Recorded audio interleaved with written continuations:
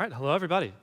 My speech today is about the future, and I'm looking to get inspired myself, so I'm speaking, but I'm also here to learn as well. Brief introduction. Hi, I'm Will. I'm from Philadelphia. I do business in Philadelphia and Shanghai, and I'm the lead author of this paper called ERC 721, which documented some of the ideas around NFTs and brought them to Ethereum blockchain.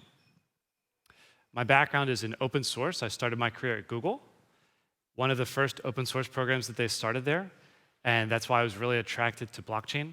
So I found a lot of opportunities to start developer-focused communities, technology-focused communities, and it's been great ever since. So I'm glad that I could come here and bring that as my contribution on the scene. Also, I worked for the US Navy, and I actually helped the US Department of Defense help with their open source strategy. So they have a strategy for publishing source code for projects, which is weird because some of this stuff's classified, weapons related, and yet still, there's a path forward. We'll hear more about government later today, but there is a path forward for government and private sector to work together. Everybody is learning about open source, and this is how I got excited about this stuff. But today, the question is about the future. So, what happens after crypto winter? Sinner gave me this topic, and I don't know if we're in crypto winter, but I'll run with it. Okay, so going with this story. First, we had crypto summer. Crypto summer, 2021, 2022, that is when you personally, or your ideas were in the front page of every newspaper. The whole front page. It was craziness, right? The ideas were spreading to a lot of people, and that's why everybody just got so excited. It was a new thing. There's a lot of growth, obviously. Then we had crypto fall. Now we have crypto winter. That's where you are not in the front page of every newspaper all the time. Anybody feeling that? So what happens after that? Well, I've got a couple answers. Is it utility? In 2022, specifically, a lot of people bought pictures of animals. They've got these animals, and they got really excited about them. And then they started asking, where is the utility? They want to know what is the utility. They're waiting for the utility to come. It's like this story in America. We have this book called Waiting for Godot. But in Estonian, we have another book called Naksi Traled.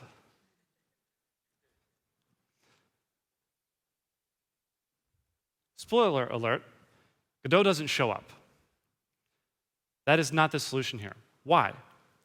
Well,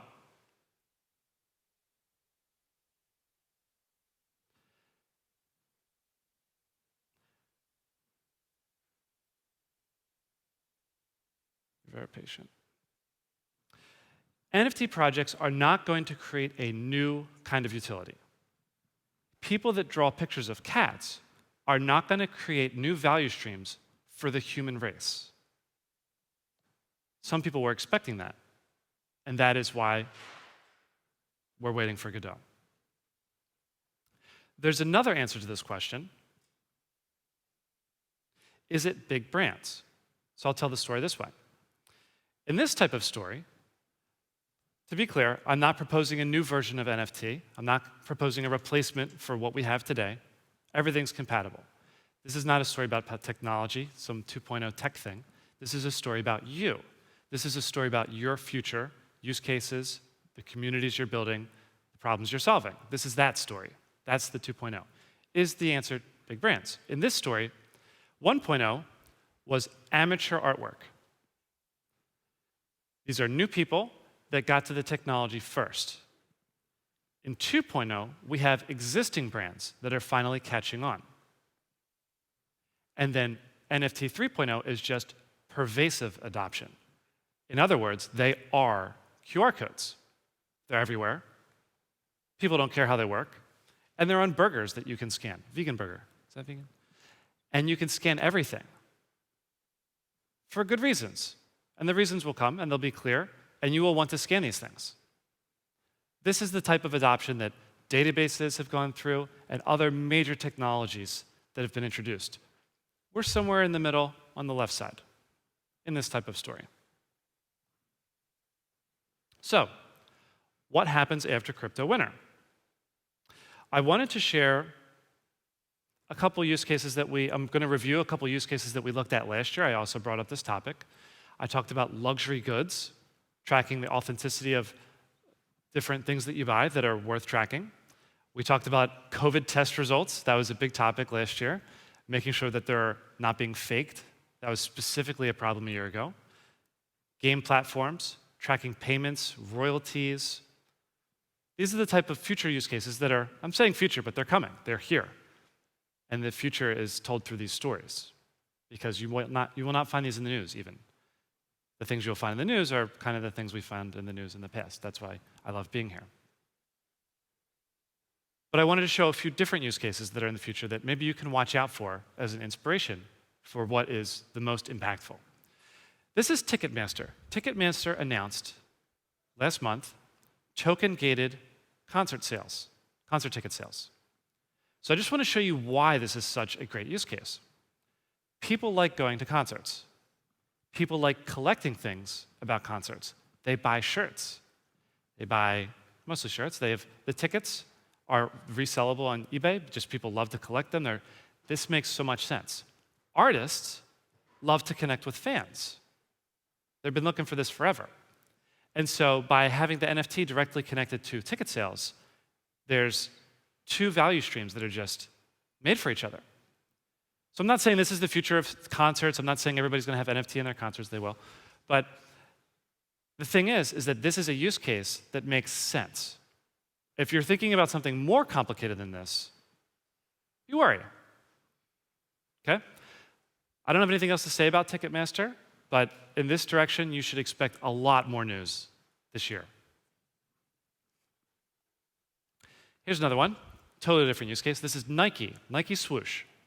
So Nike has created a community, has created pictures of shoes. They're posters that you can either airdrop or buy them. I'm not sure how the money works. But this is a terrible use case. Why? People don't get excited about posters of shoes. People don't get excited about connecting with other people that buy shoes. That's not an exciting thing. But I still want to put this on your radar because they're close to the solution. They're very close because people do like to meet athletes. People want to meet Michael Jordan. Nike can make that happen. If you have access to Michael Jordan or other top athletes, you can sell that however you want. You can sell that as access to a sports venue. You can sell that as shoes.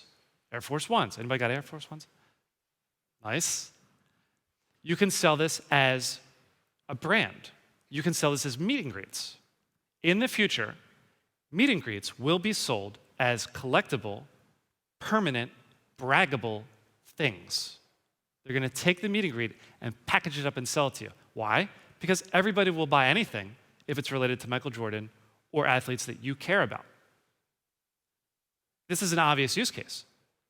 So I don't know what Nike's going to do, but I know that this will come and somebody will deliver this.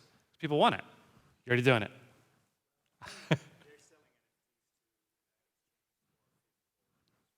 Right. So this is the thing they're currently doing. They've got the shoes. People already buy shoes, but they want to sell the vision. So the closer you can get to the vision, the artist or whoever the thought leader is, the inspiration. However you can get closer to the inspiration, that is what people want to buy. People buy inspiration. Here's another use case, Starbucks. This is a popular coffee brand. So we'll walk you through it. Starbucks has created stamps in a passport that members of Starbucks can get. So you have a Starbucks card, you drink coffee, and you get stamps. Well, let's think about that. People like to collect stamps. Okay. Is this going to be revolutionary? They say it's revolutionary. We're not going to overthrow a government. We're not going to start drinking coffee up our noses or anything like that. What is the revolution here? Starbucks treats their employees like stakeholders, like participants. Basically, all of them get stock options.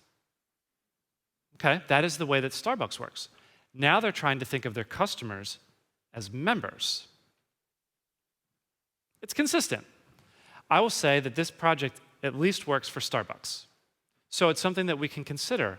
How can we take the DNA of our companies, our organizations, and make that happen through our customers and through our employees? And they're actually doing it with their employees. They're giving stock away to the employees. So I think it makes sense for Starbucks. Here's another one, Reddit. Reddit avatars are NFTs. They are claimable. You can get them. They're visual. Here's the little guys down there, and I think you get some rerolls.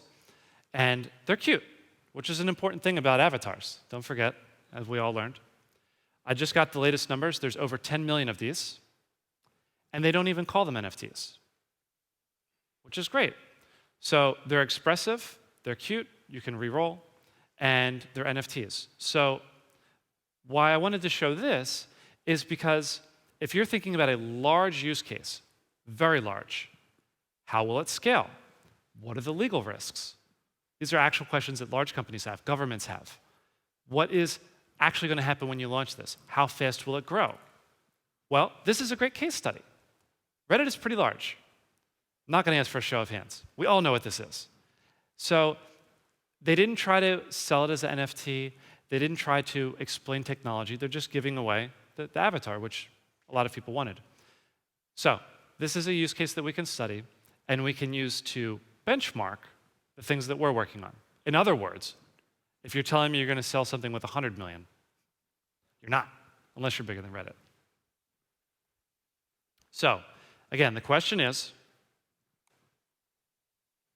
what comes after crypto winter?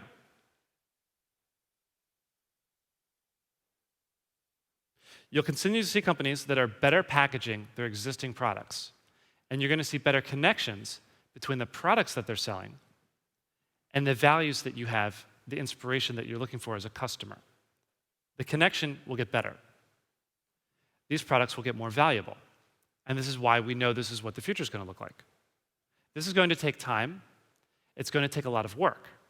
It's going to take years to deliver. So the question is, what comes after crypto winter? It's easy. It's crypto spring. So I'm here just like you. I'm here to learn. We've got a lot of great speeches. Welcome to NFT Tallinn. Thank you for coming. And bring your best ideas forward. Don't be shy. And bring your best questions. So I'm looking forward to meeting most of you in the back, at the parties, at the dance, at the rave downstairs. Sander.